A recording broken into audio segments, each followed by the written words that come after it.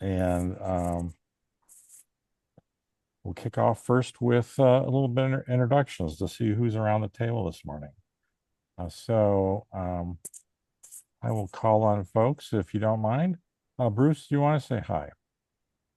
Sure. I'm Bruce Bagley. I'm a family physician and I'm on the board of the Casey Health Collaborative. Thank you. Laura? Good morning. My name is Laura McCrary, and I'm President and CEO of Kansa Health. We are a health information exchange for both Kansas and Missouri, and we are a qualified health information network under TEFCA. So you also have other members from other states as well. Yes, we're nationwide. That's correct. Yes, great. Dan. Good morning, Dan Cranshaw. I'm the Executive Director of Casey Health Collaborative. We are a multi-sector organization here in Kansas City, working on advancing health equity in the region. Happy to be here. Thanks, Dan. Terry.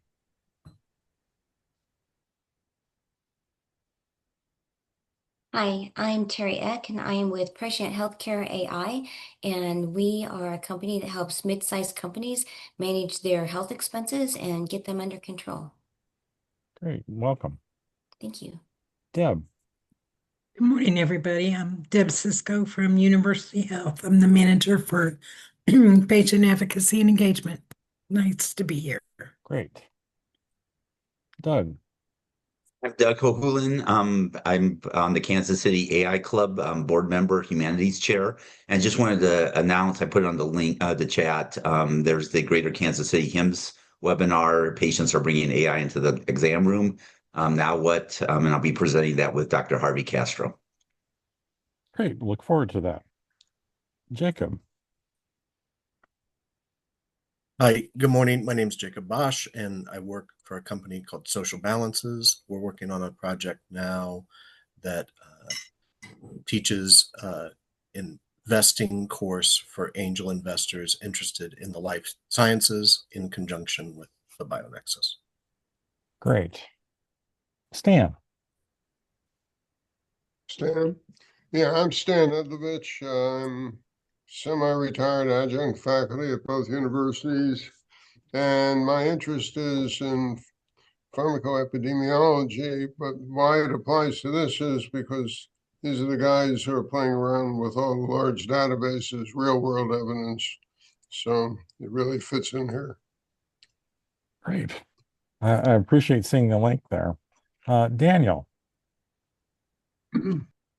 Yeah, so I'm Daniel Green. I'm based in Kansas City as well. I'm an enterprise AI trainer for regulated industries, mostly working with federal contractors in defense healthcare and other enterprise Fortune 100 use cases. Great. In your federal work, sorry to kind of interrupt the flow here, but I was interested in your federal work. Does that also include like the EHR in the VA and so on? Yeah, so I primarily work with Accenture and Booz Allen to train the federal contractors that they deploy. And so they work at the VA, HHS, all the major letter organizations. But yeah. That's great. Welcome. Thank you. Megan. Morning, everyone. Sorry, my camera is not working. Normally, I would have it on. My name is Megan Butler. I'm a manager with the consulting firm Witt O'Brien's. I'm on our government advisory services team, and our team provides ongoing support for the Kansas Infrastructure Hub. It is a project from the state of Kansas to get more federal dollars into the state, and specifically, I do a lot of work in the Kansas City Metro, which is how I got connected with Casey Digital Drive. Excited to meet everyone. Thank you and welcome. Emily. Good morning. I'm Emily Ng, and I am with Heartland Wellness Connections, formerly known as Welcome Wellness, and we are a nonprofit organization in Cass County that is focused on digital equity. Great. Thanks for being here. Cindy.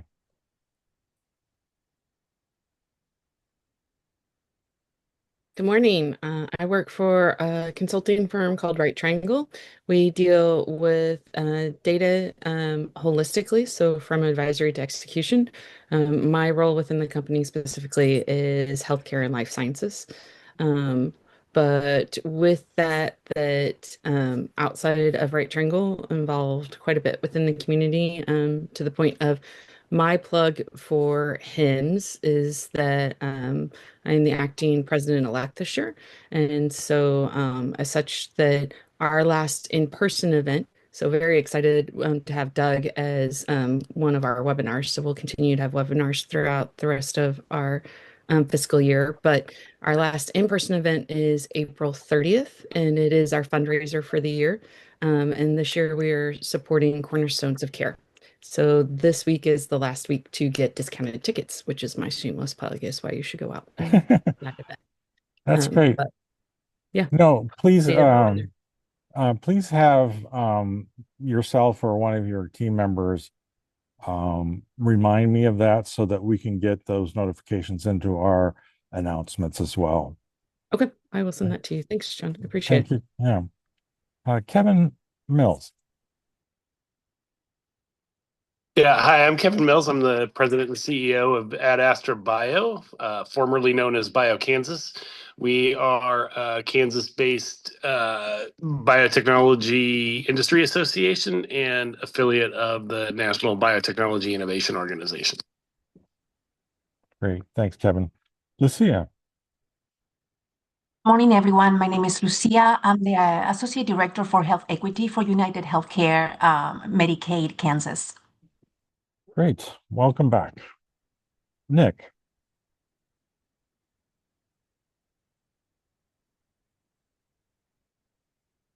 Nick, you with us? Oh, we can swing back there. JQ, welcome. Say hello, please.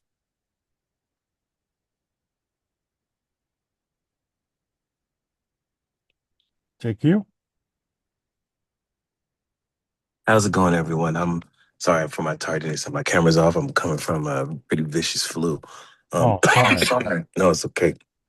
I am CEO of Storytailor, founder and CEO. With Storytailor, we help any child, anywhere, in any language from the ages of 3 to 10 finally communicate how they feel to the adults that love them. And we help the adults that love them actually communicate what they're trying to say to the children 3 to 10 through stories, imagination, and whimsy. That's great. We really look forward to your presentation. Thank you, JQ. Sharayla.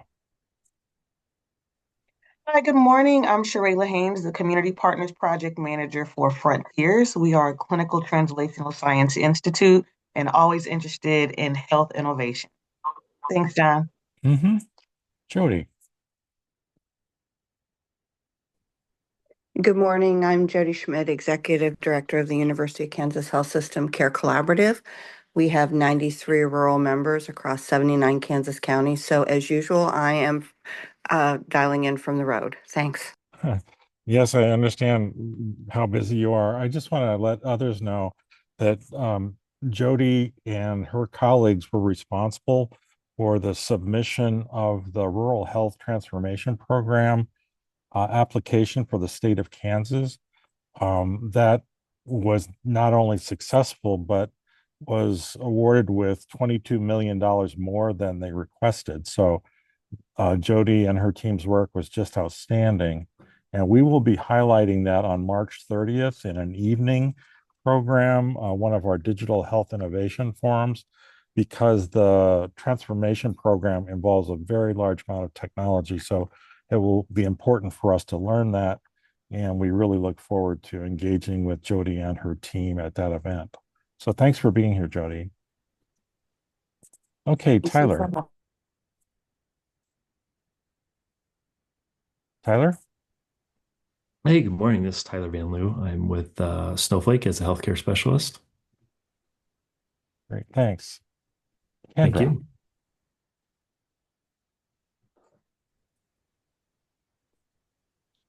Hey, all, Kendra Wyatt, and I'll be speaking to you in the second half of the session this morning, so I'll save my comments for then.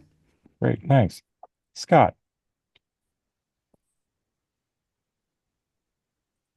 Yep. Scott Schulfbein, partner with PwC in the healthcare M&A practice. Great, thanks. We have someone on the phone that ends with 6099. Hi, that's me. My name is Annie Chadwick. I am traveling today, so sorry I'm not on video either. I work in the benefit solutions space primarily for a company called Hedonia that offers a digital therapeutic for the treatment of anxiety and depression. Great, welcome. Glad to have you. And I also have a person on the phone ending 9854. Hi, good morning. My name is Janine McCormick, and I live in the Kansas City community. I am an IT consultant who is actually pivoting into healthcare. I am passionate about the healthcare industry and patient advocacy. So I just wanted to join you guys and see what this group could offer or how I can offer my assistance to this group. Not really sure after hearing all those introductions, but I'm glad to be here. So thanks for the opportunity. Well, thanks for being here. Now, we are able to bring quite a diversity around the table. Some of the folks this morning, for instance, from the provider organizations, had to send their regrets, but we do get quite a group around the table, and so we welcome everybody. Dr. Waldron. Hi, Steve Waldron. I work for the American Academy of Family Physicians here in Leawood, Kansas, a clinical informaticist. Thanks. Great. You bet. Welcome. Okay, is Nick, I'll check back with Nick.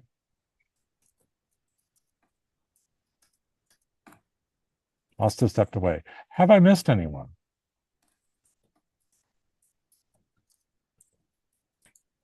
Okay, well, let's kick it off then. We'll start with JQ Searles and his organization and his solution, Storytailor. This is one that I'm really very excited that we have an opportunity to see because it involves, high levels of technology, but also very high levels of creativity. And that's always a very welcome thing and something that we don't often get to see. So JQ, you can share your screen or whatever suits you for presenting. And Actually, you might need to go after someone who was going to go a little bit after me. I had to drop my son off. So I will be right to my computer in about 1 minute. Okay. We should pick up with you again in 1 minute, or would you rather Yeah, go pick up with me in literally like 1 minute. Okay, sounds fine. Okay. That'll give us a chance to have John Birch say hello.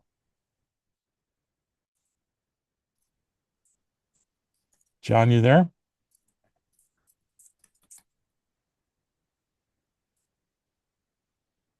Okay, well, while we were waiting for JQ, I guess I would just kind of reemphasize the panel that Jody Schmidt and her team will be presenting on March 30th. It will be at Polsinelli in the evening. It will follow our usual format of about a half hour starting at 5:30 for gathering, socializing, networking, having a few refreshments. And then the program will run at least an hour and a half, possibly slightly more.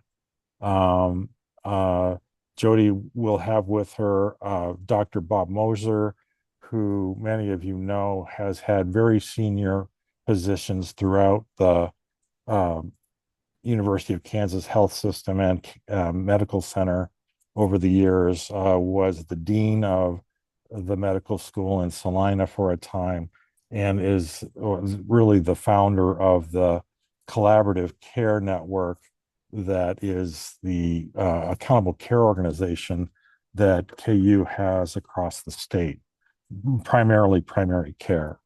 And then also having with them one of the consultants who's helping with the implementation of the program. So that will be very exciting. Again, the evening of March 30th at Polsinelli in the Plaza. We will be having other kinds of programming as we go along as well, and we will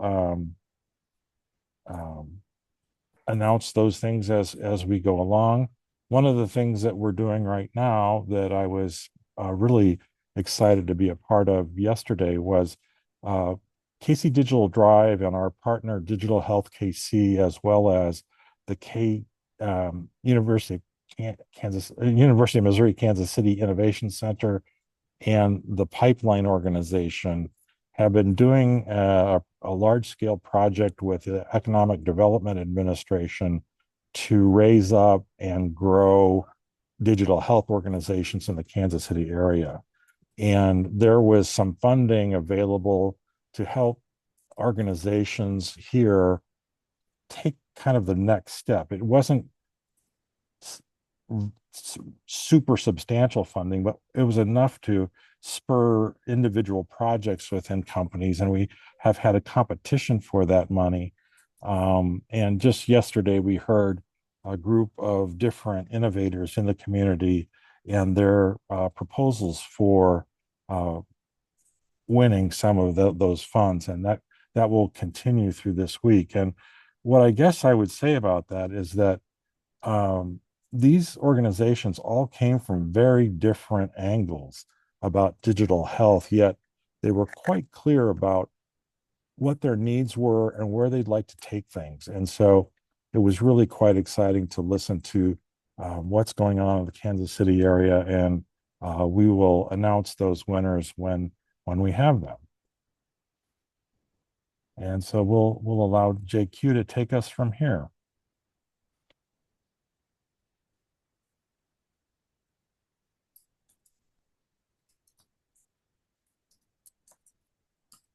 Can everyone hear me okay? It's a little soft, but we can hear you. Okay, all right. Okay, so my name is JQ Searles. This is Storyteller. So I'll give you guys one more little kind of recap, and excuse my out of breathness one. I'm coming from the flu and also had dropped my son off.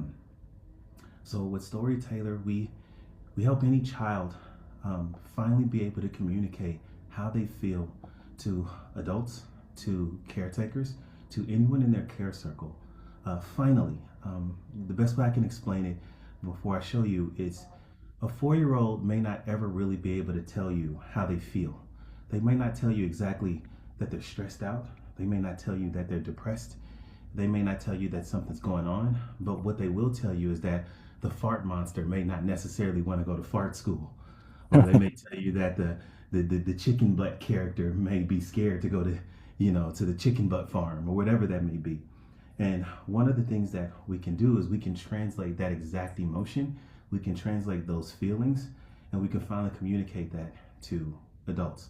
A little bit about myself. I am a children's book author and illustrator. As of June, I am an award-winning now children's book author and illustrator. I've been in the industry since I was 7 years old, professionally, ironically, mentored at Hallmark Cards, and then finally working through ABC Mouse and a couple of other major EdTech platforms, including, and I've also helped work on, if you guys are familiar with Agentforce, one of the people that helped architect that from a design standpoint. Anyway, so when you go into Storyteller, you first start in, you go into your library, you create an account, and within Storyteller, the one thing that we realize is that every child always wants to see themselves, but this is one of the things that some of our competitors get confused. When we say that children want to see themselves in a story, they want to see their imagination in the story. Kids look in the mirror every day. And so sometimes they be like, oh, we want to see themselves. I'm like, no, they want to see their imaginations. And so one of the things that we can do in the very beginning, when you first start in, is you create a character. That character is going to live with you throughout your entire process of storytelling. As you guys can look at some of the characters here, the art is, we are AI infused, but I do want to let you guys know that the art is trained on me. So I am a children's book author and illustrator again. So the art is coming from several of my styles, and then and we allow for kids to see themselves. Excuse me. As you guys see from here, we have kooky characters. We have a character with Down syndrome here. When I say that every kid can see themselves, I mean that fully. So if I go to create a character, I can give any name. So let's say Booger's face. I'll say Boogerface McGee. Yeah, there we go. Say Boogerface McGee. And you know what? Because I'm on the line with a whole lot of people who used to be very imaginative children, I want to ask you guys if you guys can help. So John, if you are willing, and anyone else, feel free to give me any really silly ideas. I want to turn everybody on the phone. If you guys can all become kids today, I'd appreciate it. So we are going to select the age. You guys have any idea of any age we're going to select? Let's Eight. see. I heard Let's do the 8. average, so 7. 7. Okay. And then how will they identify? Do you want to go ahead and go with male, or we can choose any? Female. We'll do female. Okay. Now, human is easy. So let's do something non-human. Dinosaur. Dinosaur. Okay. Now, how do they look? And please don't be safe. Be kooky. How do they World look? Cup soccer player in Kansas City. We'll do that. World Cup soccer player in Kansas City, Missouri. With purple eyes. Thank you. Because There we go. There we go. With purple eyes. Okay, and then give me something else kooky. Let's go. Let's go there. A distinct overbite. They have a problem where when they kick the ball, they pop it because they have claws. And a distinct overbite. What'd you say? Say that one more time. They have a problem when they play because when they kick the ball, the claw pops it, and so it really hurts their career. Oh, okay. And their claws And a always horn. pop the soccer Magic horn.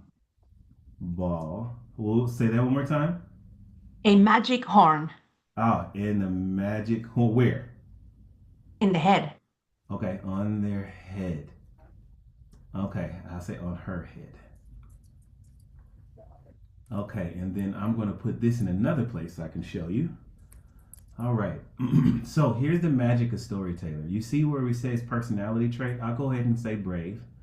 But then I can go here and you see these are the unique traits that can come in and that you guys can use in any medical place.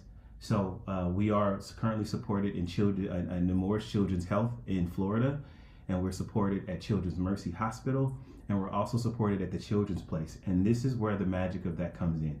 As you guys see here, not only do we have ADHD all the way to anxiety, but as we keep going down, we have everything from children of essential workers, children of military families, cleft lip. We have everything going down to diabetes, Down syndrome, emotional sensitivity, foster care. Well, I'm going to choose foster care. Foster care, biracial identity, bilingualism, autism spectrum. And you guys see the list goes on and on and on. One thing I do want to show you really quick before we continue. We are going to still choose dinosaur, but let's say we did human. When you go to ethnicity, you can actually choose as many as you want, and the system knows that they're multiracial. And so or you can choose just one, and it'll know. So if we wanted to choose, say we wanted to choose these three, the child will come out as all three. It knows that they're multiracial. So when I say every single child finally seen, I mean every single child is finally seen. All right, we're gonna go back to the dinosaur. Here, I want to make sure. There we go. All right. Okay, now I'm gonna paste here. Their claws always pop the soccer ball. That's right here. This is what makes them unique. I'll say they're, I'll say silly. That way. Oh, another thing. So one of the things when we made the system, I first launched it around, I want to say January of 2023. And when I did, within 2 months, we had 11,000 stories made around the world. While that was a really cool thing, a third of them were made by pedophiles. As much as that sucks, it taught us how to protect the system. So if anyone even tries to put in anything bad, the system immediately blocks it. And it also blocks intent. So if you try to put anything in the intent of anything sexual or violent or gory, it'll know to change it. So the reason why I put in here silly claws is because because I put in their claws, it would have changed the story. Probably would even change the character from a dinosaur to something like a teddy bear, because the intent would have been violent. So I put in silly. So when I hit bring my character to life, the system goes through its process and it starts to bring the character to life. While it's going, does anyone have any questions? I can answer a slew of them. Well, the point that you made about the potential for abuse, yes, was really important to raise, and great to see that you guys are addressing it. So, yes, thanks for that. Yes, well, that's one of the things that matter to us, which is why for us, scale has been something that we've been slow to intentionally, is with a lot of people that are trying to do anything with children, but let alone anything with AI. One of the things, because I've been a part of AI for such a long time, it's one of the things that I tell other startups, I tell anyone that's dealing in anything in AI, is you have to first wonder and think through, and I hate to say this, but you have to think through the worst person ever who will ever use your platform. You have to imagine the most terrible person on the planet using it, and what would they do with it.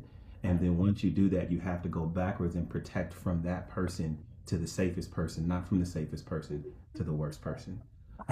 Bruce. We did, yeah.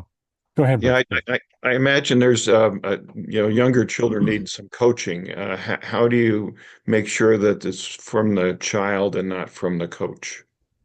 Yeah, so right here, this is the character. We started with the character, and now that part, when it comes from the coach, that's just going to have to be a matter on the trust of how you operate with the kid. Now, I will tell you from a pattern standpoint that when you have something silly like this, kids get real anxious to take over very fast. So it ends up being something that they can't wait to do, and you are in their way. If you've ever been in between a child and a play place, you know what I'm talking about. So they're ready to knock you over pretty quickly. So the character has been created. While the character has been created, with every character also comes a birth certificate for the character, so you can print that off and give it to the child, and it ends up being really fun for that child. As you see, here's the horn. That's the character. It's a girl, and it's a dinosaur. So to speed things along, every single story you make in Storyteller, it comes with that character. So when you go to make a story, this is the magic of Storyteller. You choose all of these different story types. In picture books, there's no such thing as genres. The industry treats picture book as the genre. So because of that, we created our own. So we have adventure, mental health, bedtime, education, financial literacy, medical bravery, birthday, and language learning. Now, medical bravery would be obvious for me to choose for you guys today, but I'm gonna choose mental health because we have been considered a bibliotherapy platform by the Children's Hospital in Florida. So that is our official designation. We have stories for children and we have stories for adults. These stories for adults we made for a couple of parents who have lost their children through stillbirth or child loss or miscarriage. They said they would have loved to use Storyteller if only they could make something. And we found out that a lot of people who deal with stillbirth, they still want to read a story, one final story, like a first and last story to the child after stillbirth. And so we made this for them, an inner child. How can you help a child if the adult still has inner child problems? And so we made the inner child. They're really, really strong story types. For those that may be wondering, Storyteller is a subscription platform. We are free, and then we have $7.99 and $14.99. If you are with a hospital organization, you would have an organization account that is $25, and you can make stories for children, and you can transfer those stories. So I'm not going to make a story today because it will take a while, but I will show you how the process goes. So in the space of the story, you see the Boogerface McGee, that's a dinosaur. I can select here, I can select the language that I want it to be in. So even if I may speak English, I can choose Arabic and the story would be in that or any other language. And then I can go in here and create a plot. So that plot could be anything silly we want it to be, as like the World Cup or the FIFA thing. But I can also choose Write For Me. We made this for neurodiverse parents who may not necessarily be able to kind of really grasp into creating something quite imaginative. Or if you guys are anything like me, really, really tired and just don't have the creative ideas, you can choose that. And as you see right here, Boogerface McGee, the Dino soccer star leads a sneaker wearing chickens on pancake boogie boards across the syrup sea. As you go, we go there. It's really, really silly. I'll show you a story in a second. You can then choose the emotion you would like to explore because it's the mental health. So we'll say empathy, and then the coping mechanism you would choose, and it would be right here. When you do the additional settings, these are just more of theme and tone. But the story, the word count goes along with the age. So I'll show you a story really quick. And I'm gonna show you let's do a mental health story. And so we'll let it load. We'll do a mental health story. And these are your filters at the top. Yeah, we can do that. Okay, this was a really good one, actually. I enjoyed making this one for a little girl. So here's one that some parents made. We did this while we were in California. And a little girl, hold on. I think I transferred that story, that's why. So hold on, that family has that story. So we'll do a different one. Let's see, let's do this one. I forgot I transferred that one. Well, that last story that you saw with the little girl, I explained that one. So here's how the stories go. But that story, a little girl she moved to a new place and she had a nightmare on the first day of them moving to a new home. So she hates the home. And so we made a story about her being a detective and finding the Oogie Boogie, the Oogie Boogie cuddly monster under her bed. And it helped her be okay with the house. So they started making more stories about the home and about dealing with that. So as you see right here, the stories, we have a screen-free mode. We have audio, so you can play it. This is going to go away. We do have animation, but if you do want to transfer a story, so say any of you guys are working with a patient, you can hit right here and you can transfer that story and it goes to their library, like the story I was going to play for you. So all of the art has are here. The stories will read themselves out. This story was for a 9-year-old little girl. We have a lesson plan that comes out for teachers. So we thought about this when we were working with Children's Mercy. A lot of children, they're at hospitals and they're there for a very long time, sometimes even covering school moments. And so you can do an educational story type. You can include that whatever they're learning at school and you can still put it in here. So it'll make it easy for a child life specialist to be able to carry that torch without too much load because they have multiple patients.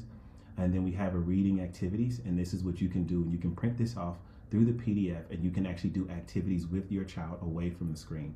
With Storyteller, we are not focused on you being in front of the screen. We want you to create the moment of connection, enjoy, laugh, and then you do this where you would print this PDF off and then you would take that story offline so that you can enjoy with the child. If that character is in a wheelchair, then the story would be for a child that is sitting down. The story and the activities understand that the child is sitting down, and the activities will be for sitting down. Any questions from here? And this is pretty much Storyteller. That's great, JQ. I really find this exciting. I particularly like your strategy of taking it away from the screen and kind of taking it into a more lived experience. Yes. I think that's just amazing. We in health have long looked at technology not as the answer, but as the enabler.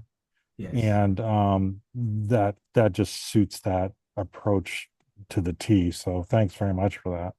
No problem. And a couple of things, if you guys see right here, this was actually a story with a child with Down syndrome. This is the story of a little girl that had, she was missing both of her legs. So we made her a double amputee snowboarder. And then right here was a little girl who was Indian and she wanted to be in a wheelchair. She is in a wheelchair, but she wanted to be a dinosaur who understood math. As you guys can, as I'm scrolling through, this right here is my son's favorite character. It's literally a fart cloud. That's just his character's fart cloud, and he thinks it's really funny. We have another character that is Mr. Poop and Mr. P battle a kung fu toilet. That's my son's other character. My son's 7, so let's just forgive my son for a minute. I thought it was funny. And then we have other characters here, all covering different methods and different things. So going forward, here's what we are doing. We're working on this now, so I can't show this today, but we are now including the smart home. So John, to your point, we actually upgraded the platform. So now you can connect your smart lights to Storyteller, and you'll soon be able to connect your smart speakers. So imagine a sensory room in a hospital or a sensory room at home. And as the story is playing, the lights in the bedroom are changing and the sounds are playing sound effects inside the room. So our job now is we're not trying to give you a headset to put you in VR. We want to turn the child's hospital room or their bedroom into the story itself so that the magical moment continues across everything. So imagine now if a child is going through something and they have a hard time explaining, we have solved through this platform, through our solution, that children have been more open to share how they're feeling and what their day was like because they understand that it's going to come from a story. It's a version of play therapy that has never been seen before, and we're happy to do that, and we're happy to launch that within Kansas City. JQ, the fantastic presentation.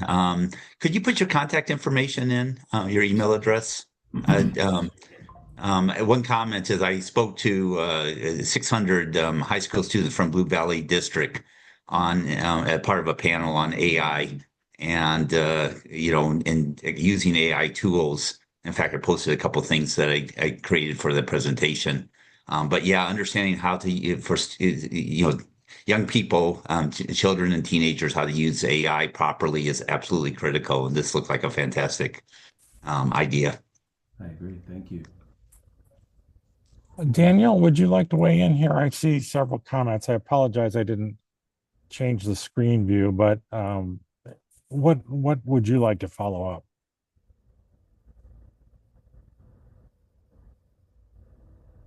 Daniel?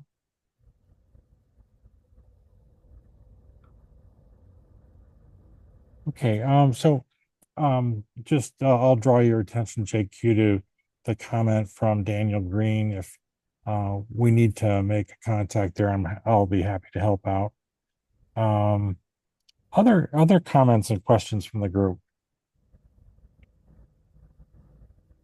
Is a child able to modify while you were doing the description for this dinosaur? Yeah. When the character showed up, he didn't look like what I had in my head. So if that were the case for the child, are they able to go back and modify a little bit on their description and change the way that looks? Yes. So that form that you made the character in, it's always open. Let me see if I'm gonna put it back in. So the character, it's always open. So when you go, see how I open it, the form stays open. So I can go in and then start to modify and it'll change the character.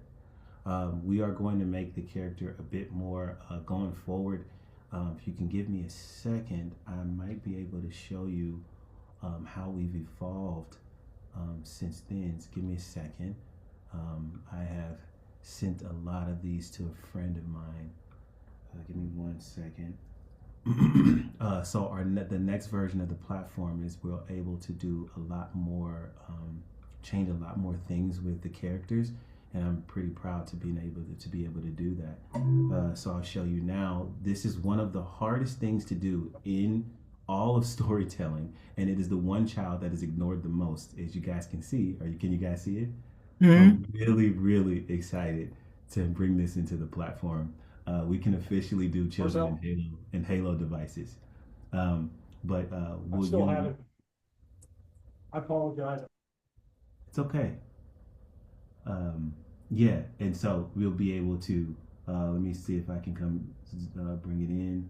Somebody did ask for Zoom, but this is a child in a wheelchair in Halo.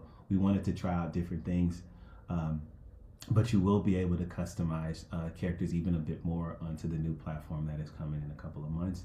But with here, if you guys see right here, I can go in, I can even change the species to animal to human, and then it'll also change the character as well. So yes, you can change your character. Right now with the stories, you do not change the stories right now, but you can download the PDF and you can kind of go crazy on how you want to do the stories going forward. We stopped editing abilities because we found out that we have a little over 7,000 users internationally, and when we introduced the editing feature, not a single soul edited anything in 6 months. And so we removed the feature because no one edited. Kids just went to make new stories. Do you have a way that members of the audience could follow you, JQ? Do you have? I do. So I'm gonna put a lot of that into the chat. I am JQ Searles absolutely everywhere. I'm lucky enough to be the only one. So, so if you go into LinkedIn, Instagram, Facebook, I just put in JQ Searles in all one, and I'm the only one that's going to show up. And so I am there. I'm also jqsearles.com, and it's storytailor.com if you guys can see in the URL. And that's how you get to Storytailor. We do have a free option for Storytailor, so if you want to make a story today, even right now, you totally can. That's fantastic. I think we might have room for one more question. Is there anything burning out there for anyone?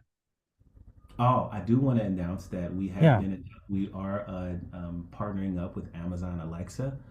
So between the end of the year to next year, we were announced in Seattle at their developer conference that we will officially be a partner with Amazon Alexa. What does that mean? That means that your experience on storytailor.com will continue to the Alexa devices that you have it, and it'll introduce an entirely new version of Storytailor that allows for complete conversation. It's really, really cool. I do have a demo, but I know we're reaching on time, so I can't show you the demo. But maybe at another time, I can show you the demo that Amazon put together.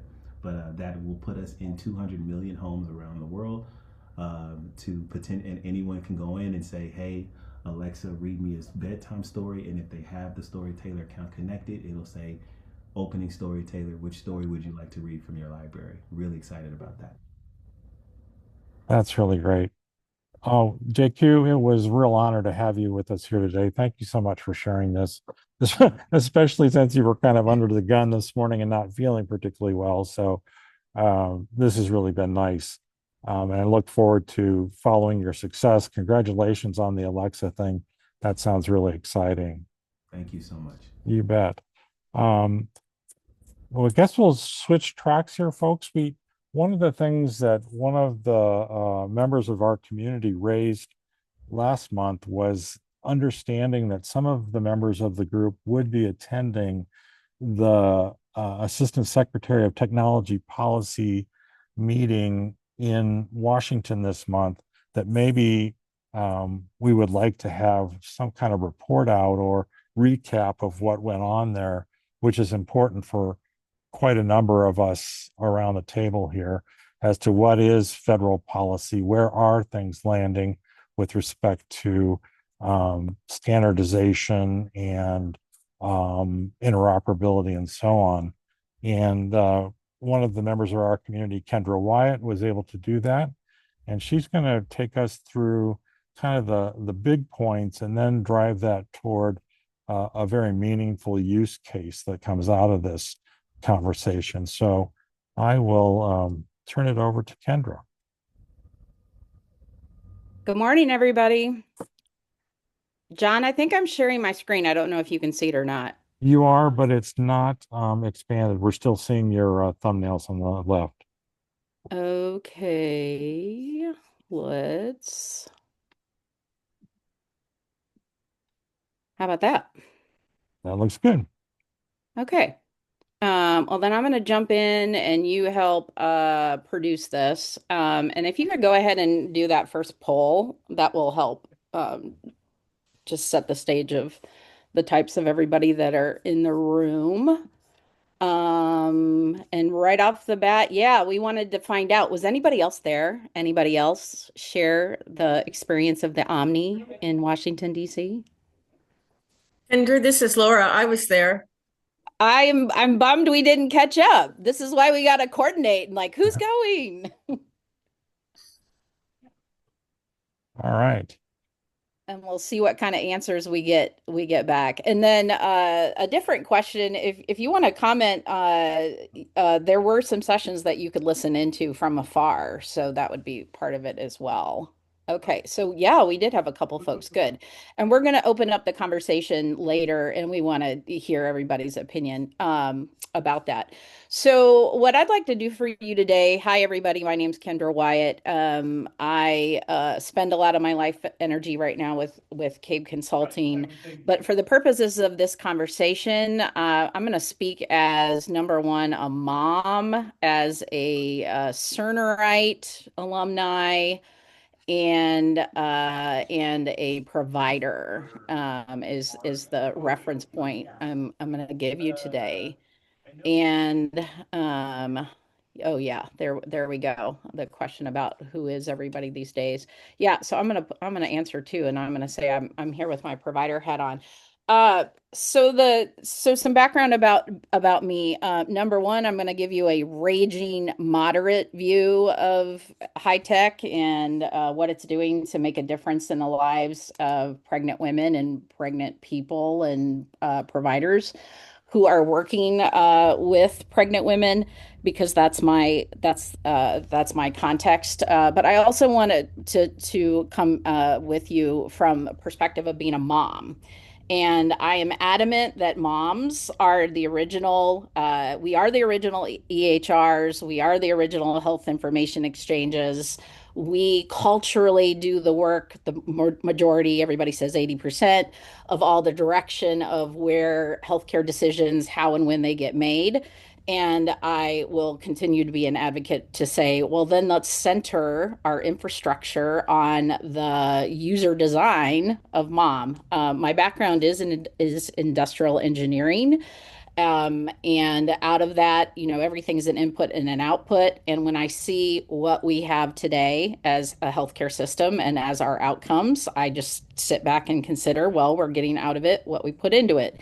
If we want to change things, well, then we got to change the inputs and change the measures. And that's transformation. I was lucky enough to get to work at Cerner Corporation for 13 years, from 97 to 2010, for those of you who are doing the epochs there.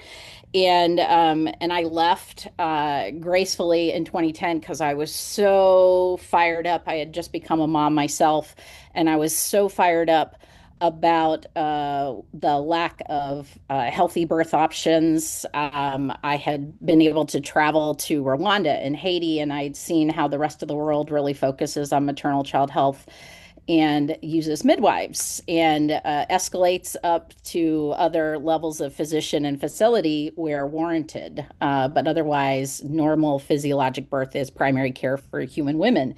So out of that entrepreneur gene that you get at Cerner, I left Cerner and started New Birth Company. And New Birth Company was a KDHE licensed midwife-led birth center that was located in Overland Park. And so good. We've got a good little mix here going on. Great. Overland Park, Kansas, and also in Kansas City, Kansas, from 2011 is when we started to 2024. And during that time, we served over 10,000 moms and babies. We had over 3,600 births in the birthing center.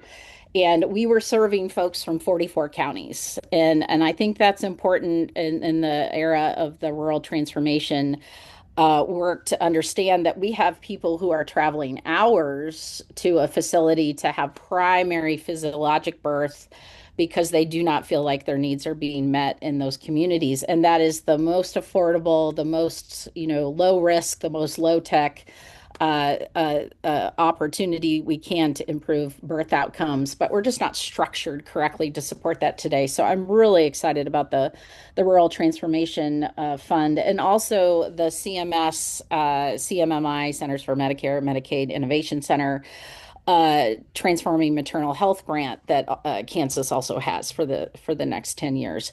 It was out of pure frustration, which for a lot of us, that is why we do things, is that we're frustrated, is how I got involved with going to the ASTP annual meeting and starting to bug essentially the leadership on what are we doing to support maternity care was at the end of the day what I wanted to see more of. And this is my picture of kind of how it started, and from my perspective where it really still is. So in the birth center, we used Cerner. We were in PowerWorks, so we didn't use the hospital EHR. We used the primary care EHR.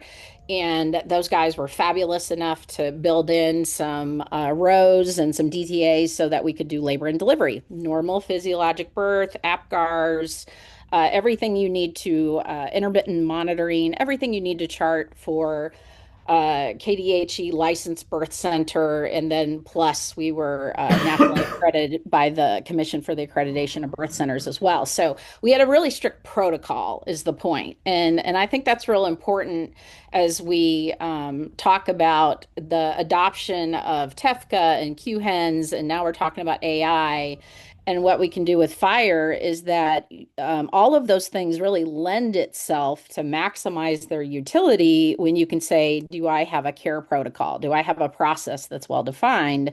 And I have always submitted that the happy path for pregnancy and birth and postpartum, especially up to 1 year, for the mama baby dyad is really easy, and it's really important, and we should always start there. But that just hasn't been the case for a lot of reasons. Number one, having to do with how we pay for pregnancy, and I could go off on a long diatribe about that. But in the meantime, this was the reason I started getting involved in contacting ASTP at the time, the ONC, Office of the National Coordinator, along with the American College of Nurse Midwives, the American Association of Birth Centers, and the National Association of Certified Professional Midwives, and asking them and saying, what are we doing to help these folks? And that being how data is, to start, how do we transfer data back and forth between physician office, in my case, midwife office, and the hospital? And again, guys, I was just so frustrated, and I've seen it over time. Unfortunately, it was getting worse. By the time we ended, and we had to close in 2024, sadly, because of all the same reasons that you've seen. Research closed labor delivery, Providence closed labor delivery, the rural places closed labor delivery. It's just that the relative small volume and the payment system doesn't recognize, hey, let's make sure these guys can cover their costs because they have beautiful outcomes. We're still in very much a fee-for-service space, but again, that's all that's all undergoing transformation, and that's all to the good. I was experiencing, and I know that Laura, this is going to drive her nuts, and we did not interact with her HIE. We were, and I don't think that's anybody's quote fault per se, but it was the de facto is that we were dealing as a CCHIT certified EHR. We still were dealing with faxing on a regular basis. That's how we moved data around. That's how people moved data to us. We were having to upload PDFs to Epic, to Cerner on a regular basis, vice versa. And in the past 2 years, right before it ended, it was getting worse. And I understand why it's getting worse, because people were saying, we don't have some of the regulatory standard requirements around pregnancy that we need that would simplify some very basic information. And so as a result, people were sending the entire chart. And so we were starting to get not just 100-page faxes, we were starting to get things on CDs. Anybody have a CD player on their laptop anymore? We didn't. And finally, mail. And that was part of my tipping points of I was getting hundreds of pages, and it was from one Epic site to another Epic site, NextGen, eClinicalWorks. I mean, it was across the board. So clearly this was systems failure. It wasn't the intention of any of these people to be doing that, but that was the reality. And that just was not okay. So back in 2021, a couple of colleagues and I started going and going to ASTP and just showing up on the phone calls, because this would have been COVID, and basically just making the point that, hey, we need a perinatal playbook. There's some really basic things regarding some really basic data elements that we need to be able to send seamlessly to each other. And we are contributing to morbidity and mortality if we don't go and fix that. So I'm going to turn the corner and come back into the meeting itself and the event. And for those of you, and I lovingly embrace the title for myself, nerds, us HIT nerds, we know all this to a great level of detail. And I did put a QR code here, and I encourage everybody, just Google the ASTP 2026 annual meeting, and you can see all the presentations, and some of the videos are up, so you can watch all those themselves. Now, what I think is interesting is if we go back and we kind of go through the whiplash of the Obama era, and then Trump, and then Biden, and now back to Trump, and how, that really has caused the industry to have to stop and start and reset. And and that's not fair. That's kind of the zig and zag. And one could say, hey, we can we just pick a path? Yeah, but you know what? Again, for you Cernerites, how many times did we get told the story of going to the moon and how rocket trajectory is about zigging and zagging? And so, let's just acknowledge that that's what we're doing, but we keep going forward. So it is helpful to understand this organization and kind of say, like, what can they do? What can they not do? Relatively speaking, they're very small. They're a very small agency. There's only a couple of people at the top that are appointed politically. One of those is the ASTP secretary. So we're in a transition from Mickey Tripathi to Thomas Keene. Now, Dr. Keene, radiologist, he's a long-term ASTPer. So that wasn't really a big change from the top, at least in terms of, people who know the infrastructure and know the content. But it definitely was a different tone. So I'll comment on that. And I've put here, what have been the goals for these two administrations and kind of what's different. I did hear, you can kind of use buzzwords to indicate on which buzzwords are not, we're not talking about that anymore, and which ones we are. I did hear data liquidity, data liquidity, data liquidity, data liquidity. So that would be something that in terms of a theme. I definitely heard we need to unleash the power of artificial intelligence, agentic AI, et cetera. So that was definitely a very big theme. And focusing on these critical APIs, so that vendors, so that the entrepreneur community and the clinical community can do more on their own and go faster to solve their own problems. I was really happy to hear the Making America Healthy Again goals, because that aligns with my world. So we are focused on the health pathway. We are focused on understanding the gut-brain biome and what pregnant moms eat. Depression is one of the biggest contributors to mother mortality. Well, her gut's been emptied out by antibiotics. What is she eating? And she's having to keep that little person alive. All those things really matter. So I'm looking forward to leaning into that space from a technical perspective. And John, you're going to have to tell me, did John Travis show up on this call? Is he on here? I have not I'm seen poking it. on John, because this would always be where John Travis would step in and have a lot to say about these very specific items. This is not my level of expertise, other than I will say again from my hat and my lens that maternal health has not been worked on in any substantial way. When we had, I attended the meeting last year as well and got a chance to talk to some of the staffers and better understand, where the maternal health USCDI standard was. It was very, very at its newborn stage. And unfortunately, there are some real basic things that are critical to understand, like how long ago did a mom have a baby? That's critical to understand, how urgent the situation is postpartum. And then what's your expected delivery date is another critical item that causes us as providers to take action in a certain way. And some of those very basic elements just do not flow across the way. That said, we are aware that the US CDI work that that ASTP did do on maternal health and specifically postpartum, which we're glad they're focused on that because that's where the majority of moms are dying, and that is just not acceptable. So there are going to be some more standards recommendations that are going to come out soonish. Is what we heard from staff, and we do think that's important, and we're going to lift that up. And then on to flip to kind of the mainstream of what we should expect is eliminating the idea of micromanaging their certificate criteria. And I have to tell you, this is my raging moderate. I'm a fan of that too.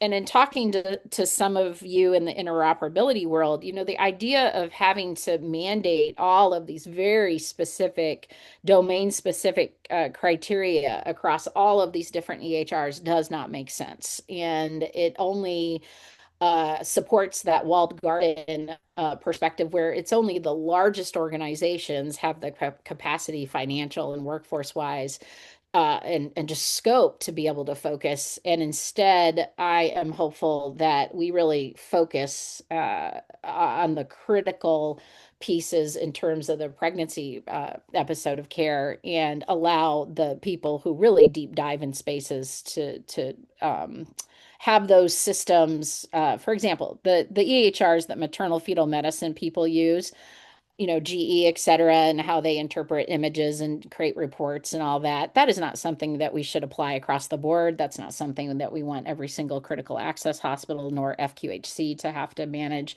That would be ridiculous. And yet, you know, those US CDI elements were kind of all sitting there in a pile saying, hey, you know, you're going to have to apply this across the board. I'm hopeful that's not the case.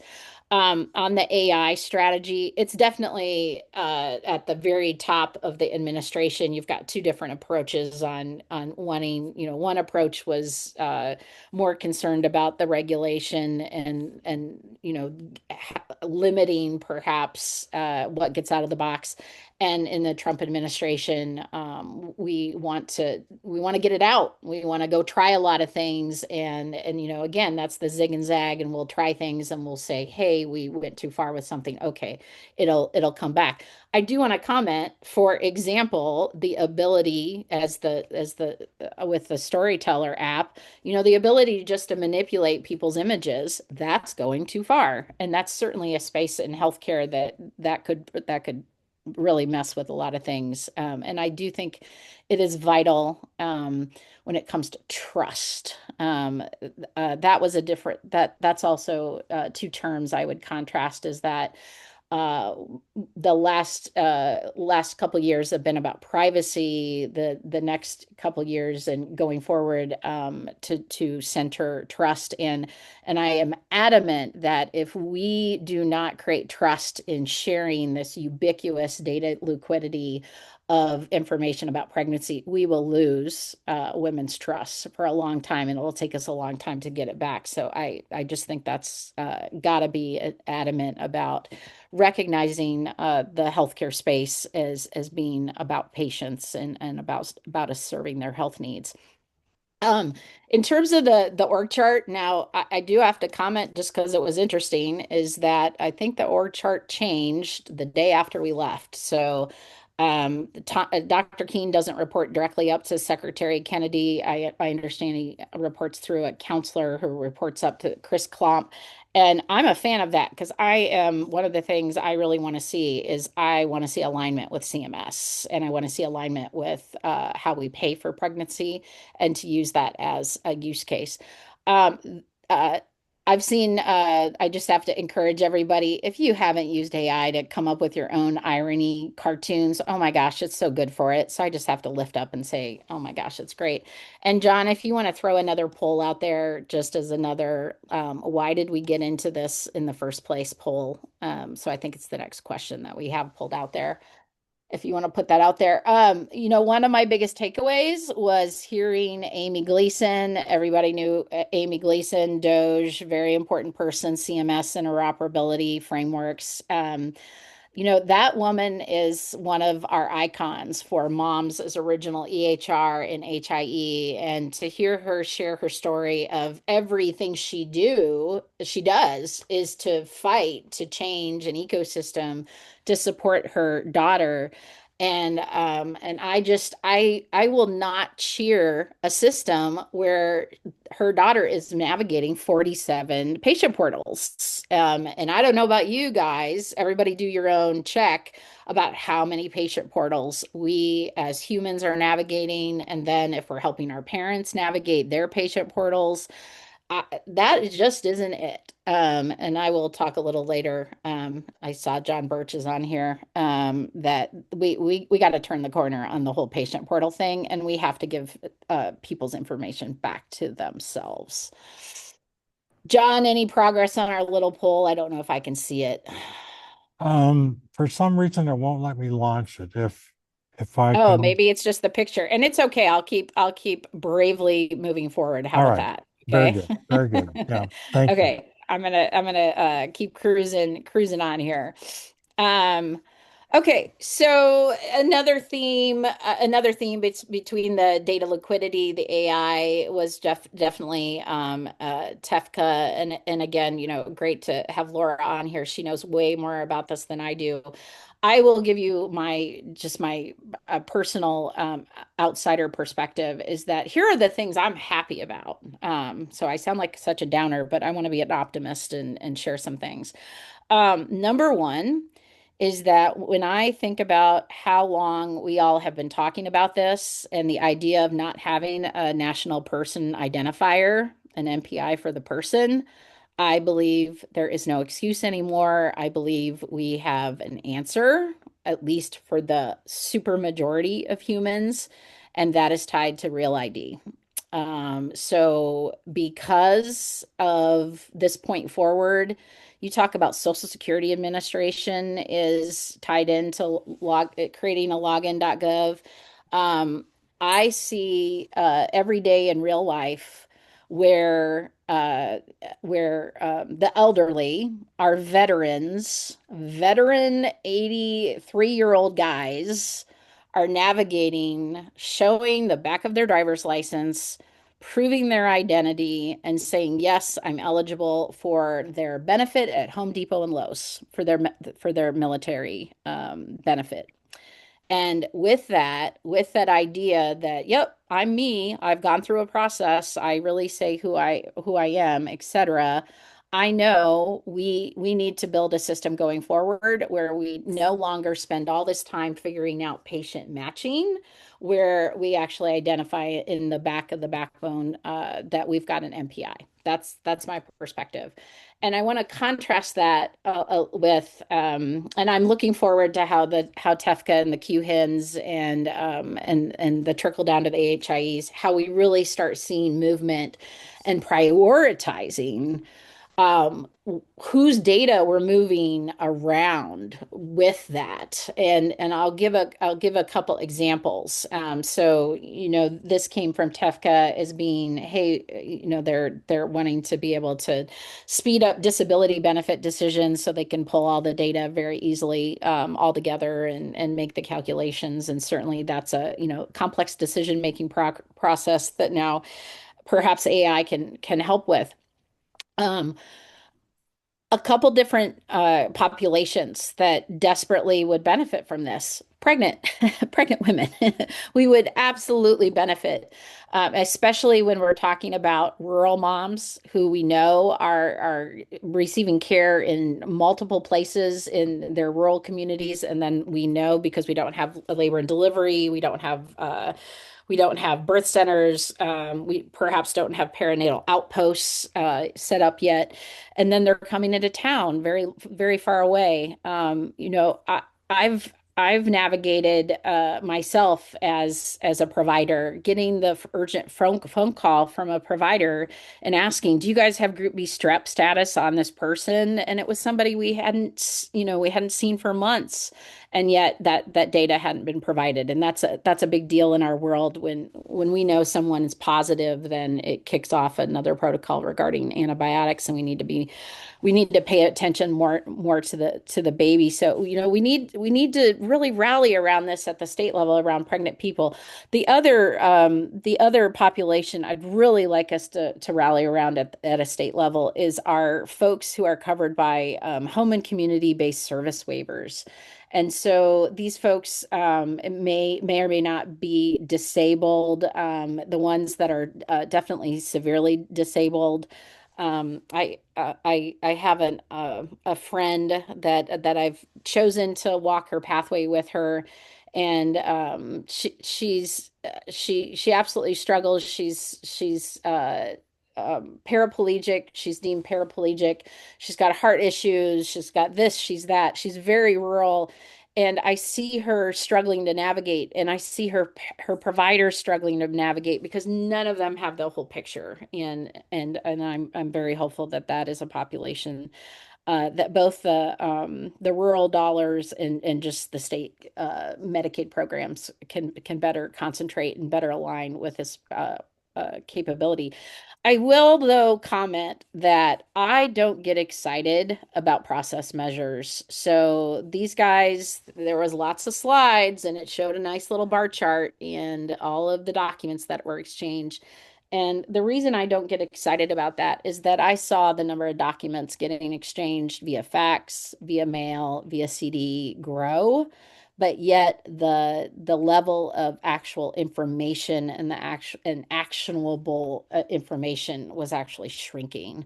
So I'm very blunt with ASTP, and they're kind enough to listen once in a while, and that is always part of my message. Is I wouldn't be bragging about this. I would be bragging about, have we stopped faxing between FQHCs and receiving hospitals?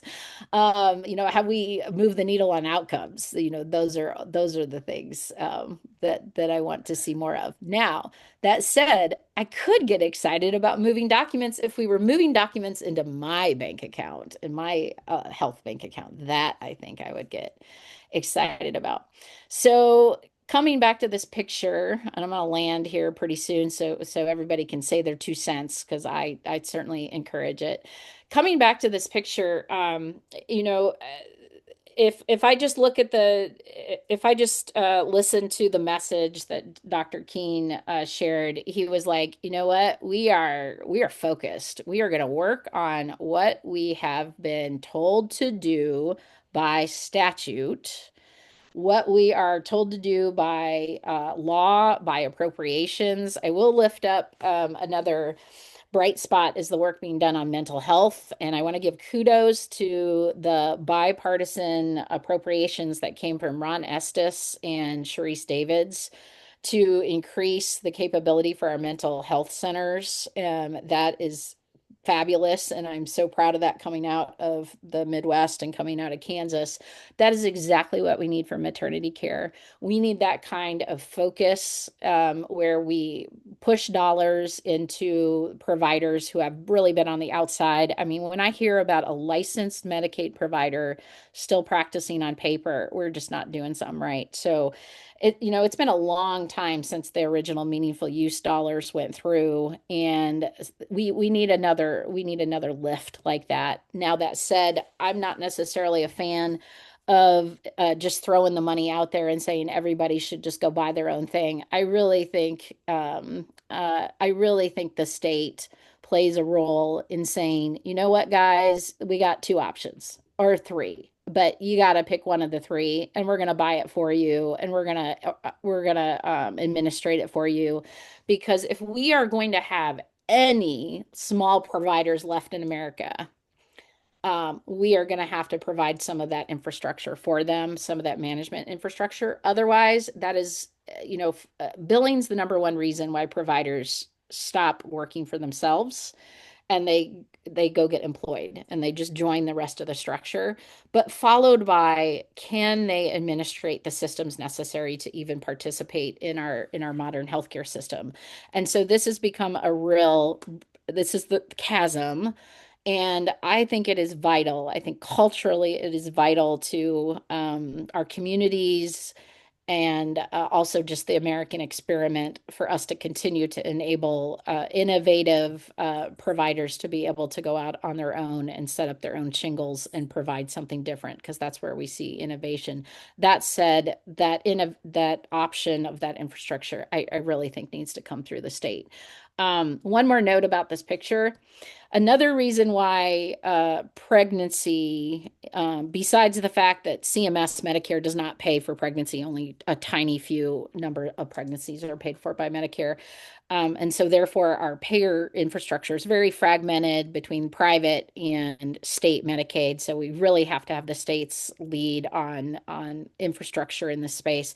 But, you know, your normal obstetrician, pediatrician, and midwifery, birth centers, et cetera, not everybody is a Medicaid provider. So we've got these pockets of folks who do live out in the real world here, providing care every single day. There is zero incentive from MIPS. MIPS is another incentive program from CMS.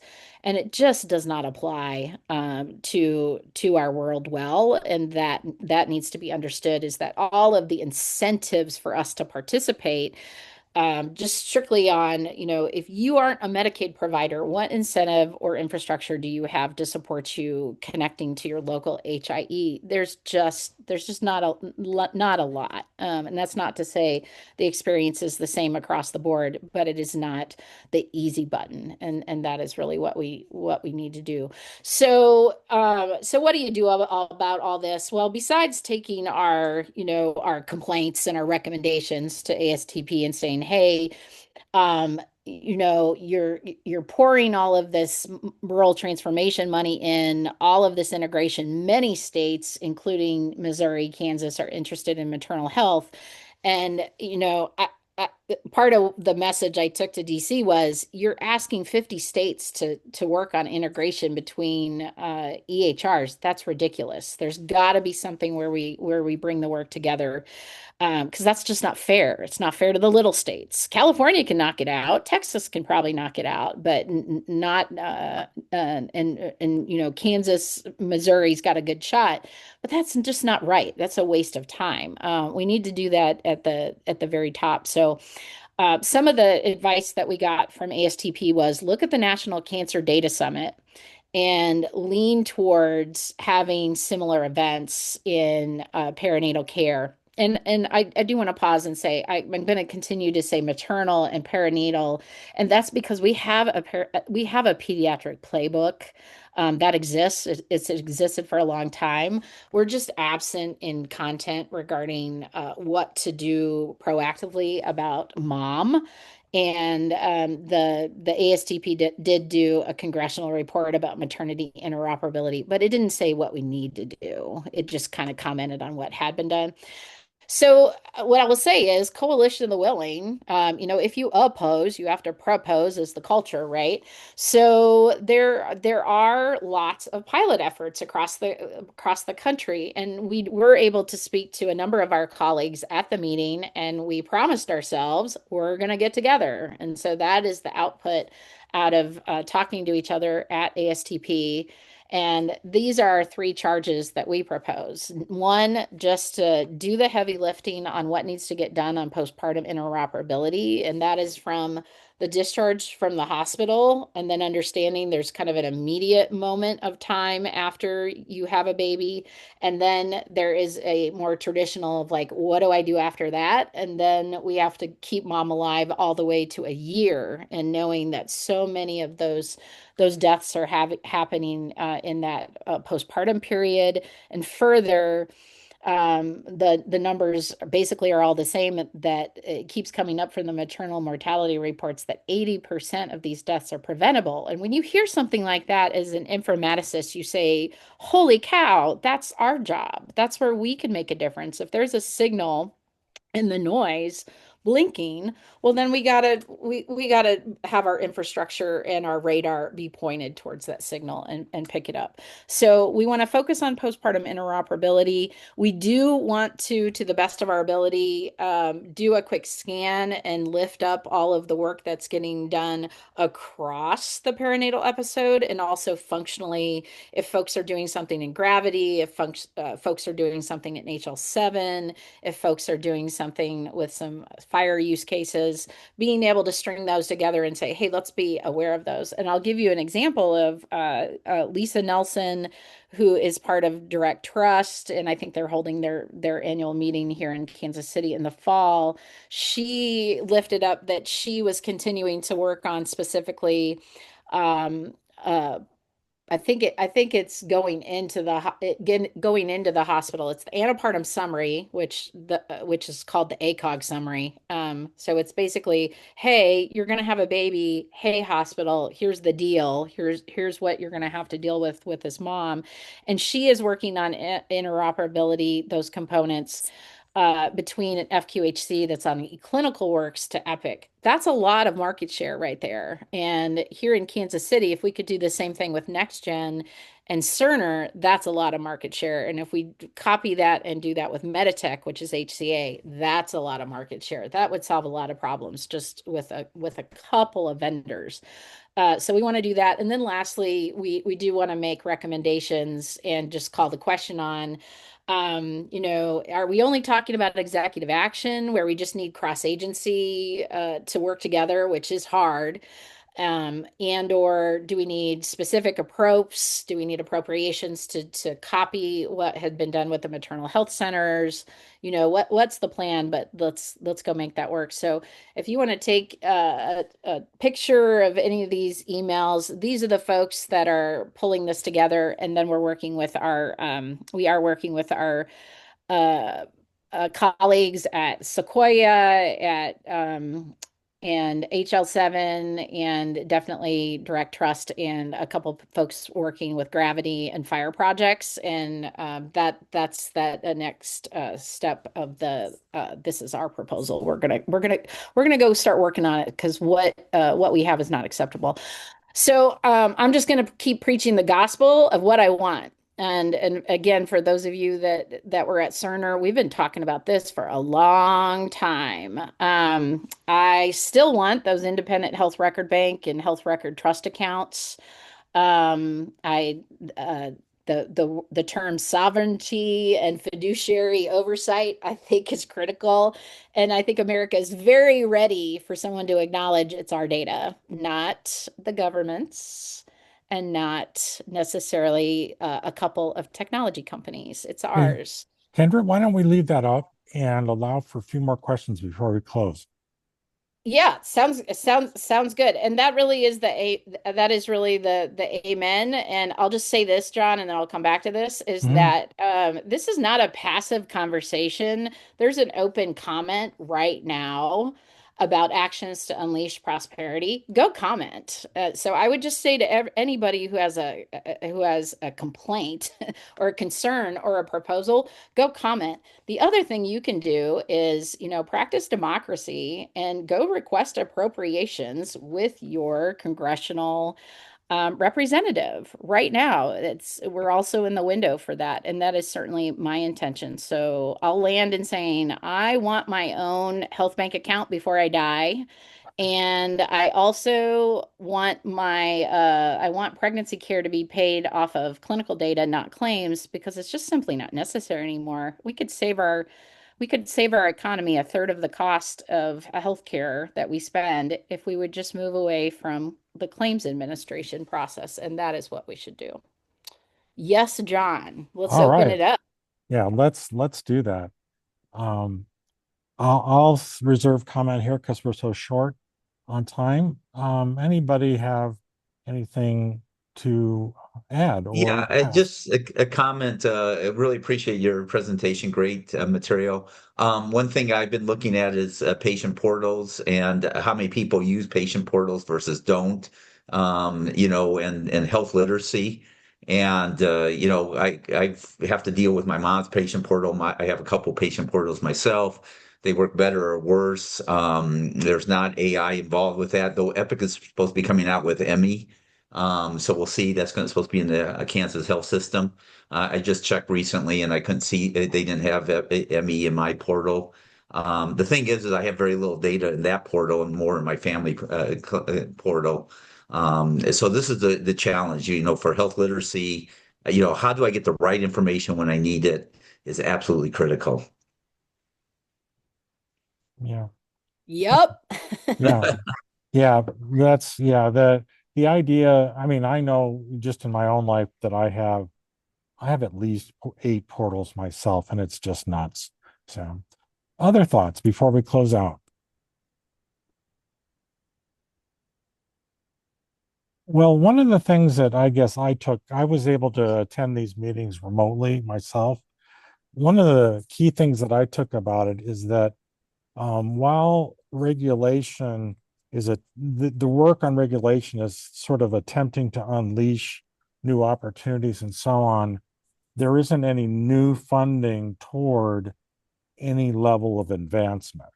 And that a lot of stuff from actually what the federal government does is going to maintain the status quo for at least the next year. So that remains a concern to me. But as Kendra said, there are many channels for comment, and I, as a member of the community, will be availing myself of those. So Yeah, and I think there's a lot of opportunity for the states to drive yes. because of the rural transformation dollars and the emphasis. I mean, we have got to literally transform. That is big transformation with the T, as we have to make some major jumps. Very good.